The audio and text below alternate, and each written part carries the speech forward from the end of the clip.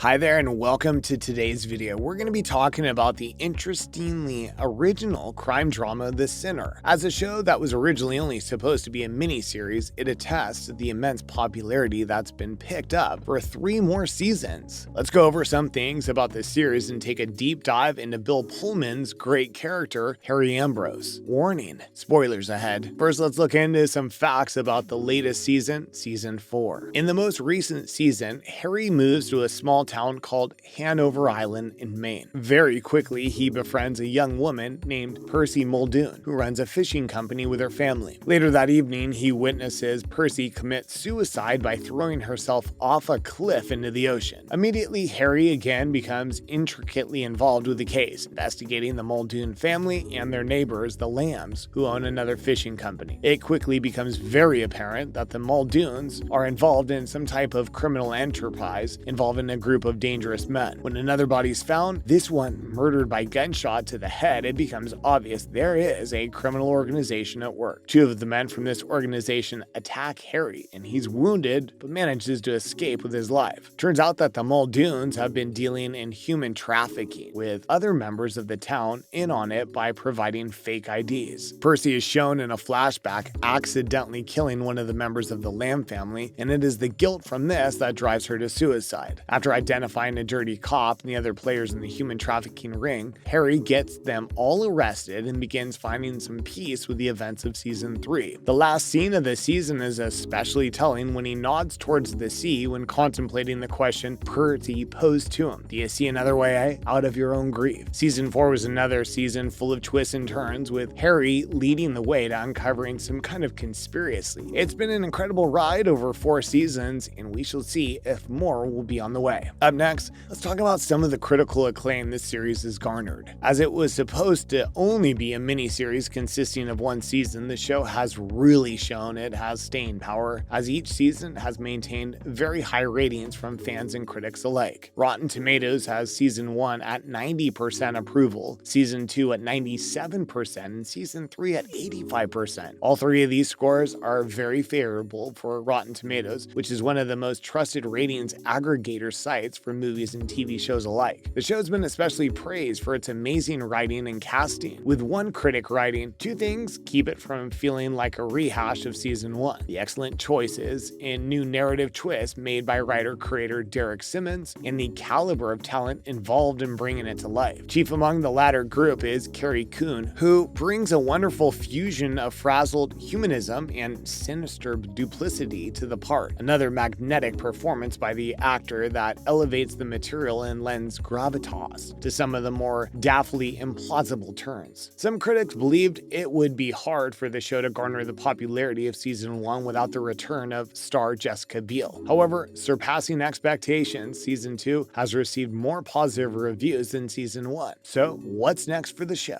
Will there be a Season 5? From almost all the available information, it would seem that a Season 5 is never going to materialize. It's an unfortunate fact for diehard fans and the show's cast and crew alike. Fans have taken to Twitter to voice their displeasure from the decision to end the show, with one fan writing, "The thing I like about The Sinner is that it's the closest we'll get to a modern-day gritty reboot of Columbo without being Columbo." Great stuff. Sad it's ending tonight. Now let's talk a bit about Season 1. In the first season of the show, we're introduced to Harry Ambrose, a homicide detective who gets involved with a broad daylight murder at the beach. Cora, a married mother, attacks another beachgoer with a paring knife and kills him. The victim is a young doctor named Frankie Belmont. The case immediately grabs the interest of Harry, as the perpetrator's motives remain a complete mystery. He seems to take a liking to Cora and begins investigating her past in order to determine why a seemingly peaceful mother and wife would end up violently stabbing a man to death in broad daylight. Cora swears that she had in fact had relations with Frankie, but he introduced himself as JD. We learn that Cora was involved in drugs with her sister and JD, but she's misremembering the situation, and JD is in fact not Frankie Belmont at all. The real JD gave Cora's younger sister Phoebe drugs with which she overdoses and cannot be saved. Cora sees JD attempting to give CPR and mistakes it for an attack on her sister, so she springs to action and tries to defend her. In the fight, JD knocks her out, and she is held captive for 2 months by Frankie's father, Dr. Patrick Belmont, who's involved in the drug-dealing ring with JD. She's given drugs so she doesn't remember and is eventually released to a drug rehabilitation center where she begins to start remembering things again. In the end, all this comes to light. Cora is given a reduced sentence to a psychiatric ward rather than prison, and it's all pretty much thanks to Harry Ambrose. First season is based on a book of the same name by Petra Hamschwar. It serves as an interesting look at memory, police procedures with the homicide, and the opioid epidemic all in one. First season did so well that it was picked up again, and season 2 came, bringing all the hype left by the original. Now a recap of season 2. In season 2, we again follow Detective Harry Ambrose as he investigates the apparent homicide of a man and a woman, killed by a 13-year-old boy suspected of being their son. Harry's investigating the small-town murder with the daughter of a former colleague, Heather Novak. We're very quickly introduced to a strange commune in the town where the boy had been raised, and a whole slew of characters involved in this shady place. A woman named Vera arrives and claims to be Julian, suspected child murderer's biological mother, who's also a member of the commune. She attempts to control Harry through different forms of coercion, trying to get Julian off for the murders that he has already confessed to. Julian also keeps having flashbacks of a hooded figure abducting him. We later come to the realization that Vera is not Julian's mother and is in fact his mother is Marin, the ex-girlfriend of Detective Heather Novak, who was brainwashed by the commune after she was raped by Jack, Heather's father, and an old friend of Harry's. Eventually, we learn that the two murder victims were actually attempting to reunite Julian with his biological mother, Marin, who had fled the cult. Unfortunately, Julian mistook their taking of him as a negative thing and poisoned them both. Marin eventually does take possession of her son, Julian, only to be killed by Jack before she can escape to Canada. Julian's given a light sentence as Jack is arrested and much of the commune falls apart. As with season 1, it's interesting to see how motives affect the outcomes in court, and Harry Ambrose is the perfect detective for gaining that necessary insight. And now let's talk about season 3. In this season, Harry is called to the scene of a car accident in which the driver has died, but the passenger is relatively uninjured. Turns out the two were college classmates fascinated by living for thrills and danger. Two men, Jamie and Nick, had become mentally connected, and when Nick was attempting to get Jamie to kill a woman, Jamie crashed the car, killing Nick. In the process of investigating the situation, Harry and Jamie become very close, and he even allows Jamie to bury him alive at one point. At the end of the season, Jamie becomes increasingly unhinged and kidnaps Har's grandson, prompting Harry to shoot and kill him. Season 3 follows a similar pattern as the first 2 seasons, as Harry investigates the motives of a murder, gets way too involved, and brings all the facts to light. Like seasons 1 and 2, by the end, everything gets wrapped up, packaged with a neat little proverbial bow. It seems many fans became incredibly connected to the character of Harry Ambrose and his direct way of communicating with the people around him. Maybe someday we'll get another installment of the beloved series, but it is off the table for now. We hope you enjoy this deep dive into the world of Harry Ambrose and all the misadventures he had in dealing with homicides all around him. Have a wonderful day, and remember to keep up the faith that a season 5 will come our way sooner or later. Thanks for watching.